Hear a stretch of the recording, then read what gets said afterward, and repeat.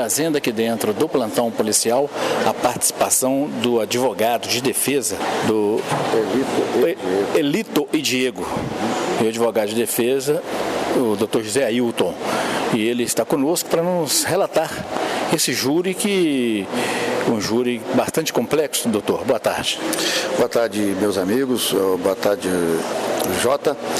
É um júri referente a um acidente de trânsito ocorrido em 2014, lá no Limoeiro, entre Barra Alegre e Limoeiro ali, onde os meus clientes, né, adquiriram um veículo e eles não tinham conhecimento que o veículo era roubado.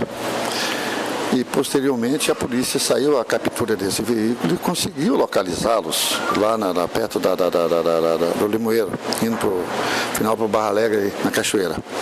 E eles, sem maldade, porque estava sem habilitação, tentaram evadir daquela situação. O pessoal da Polícia Militar, nas motocicletas deles, partiu no encalço deles. E no momento que eles retornaram para tentar sair fora da polícia, acabaram atropelando um senhor.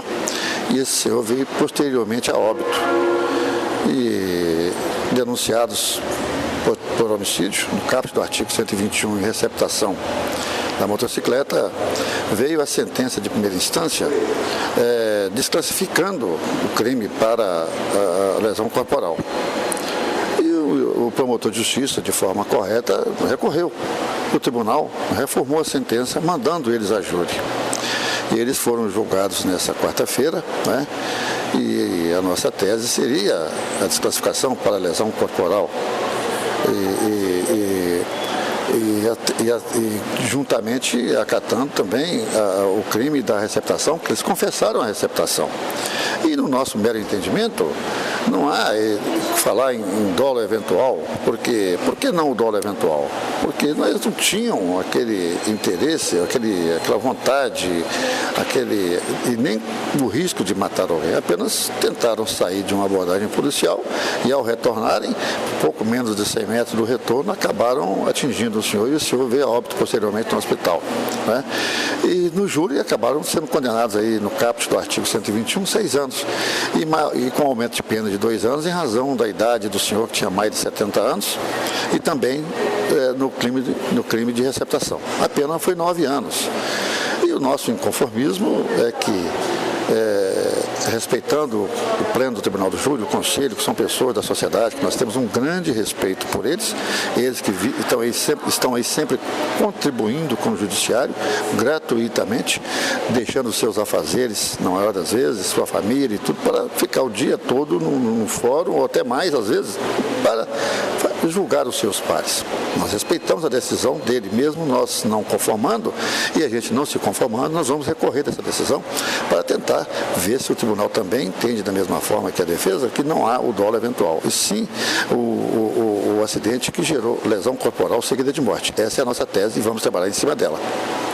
Perfeito. E os clientes do senhor, ao término desse júri, qual foi a reação deles? Entenderam que esta pena foi uma pena branda, foi uma pena injusta?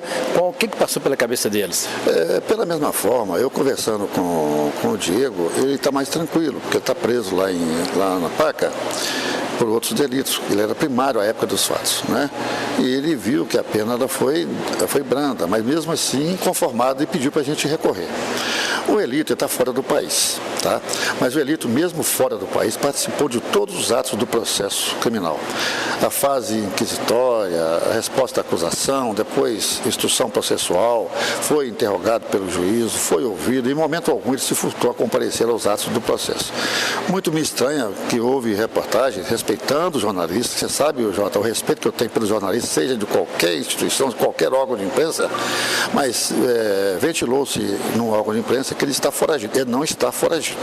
Ele está trabalhando fora e a todo momento ele contribuiu para a instrução do processo, não se negou, e ontem mesmo eu até requeria ao juízo do julgamento que se poderia disponibilizar o link, que ele queria participar. Mas tendo em vista que a ausência dele no plenário do Tribunal de Juízo não traz prejuízo para ele, em razão dos depoimentos que ele já prestou na fase da instrução processual, já prestou na delegacia e na sua resposta à acusação e nas suas alegações finais, eu entendo que não há prejuízo à ausência dele, mas ele não se encontra foragido, ele se encontra à disposição da Justiça. E ele mesmo me disse que se o Tribunal de Justiça confirmar a pena, ele está disposto a voltar e cumprir aquilo que ele tiver, porque ele é primário sem antecedente, ele vai cumprir uma parte da pena. Então, eu queria apenas pedir à imprensa que confirmasse, ele não está foragido, ele está à disposição, ele está apenas trabalhando lá, porque em momento algum ele teve impedimento para sair do Brasil, ou voltar, ou sair de novo, porque tanto é que na sentença de anteontem, o juiz concedeu o direito de responder em liberdade. Se ele tivesse foragido, juiz nenhum concedia para ele o direito de responder em liberdade, os recursos, porque ele compareceu a todos os atos do processo. Está apenas retificando isso para a imprensa, que o Elito não está foragido.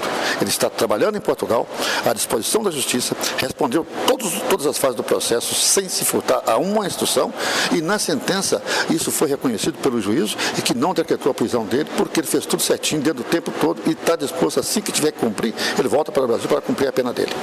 E, em sendo assim, se realmente ele tivesse foragido, ele jamais participaria, porque aí a Justiça poderia emitir um mandado de prisão?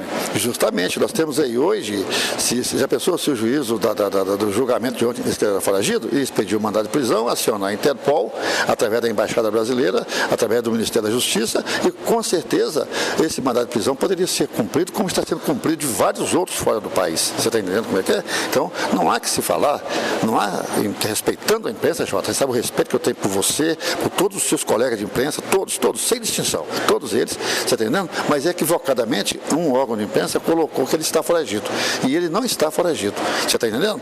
Então, por isso é que eu peço para você que ao divulgar, só apenas informar que ele não se encontra foragido. Tanto é que ele foi julgado, condenado e ganhou o direito de responder o processo em liberdade, que é o que está na sentença, que está à disposição da imprensa a qualquer hora para ver no sistema do PJE.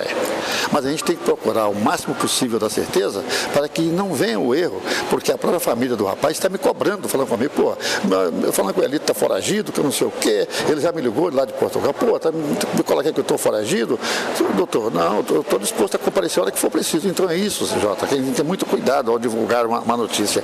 Uma notícia, às vezes, com uma vírgula fora do local, ela atrapalha toda a interpretação. Muda todo o contexto, né? Todo o contexto daquilo que está sendo feito, você entendeu, né? Tranquilo, mas eu agradeço ao senhor pela cordialidade em nos atender, a Rádio Vanguarda agradece, o plantão policial também, estamos à disposição.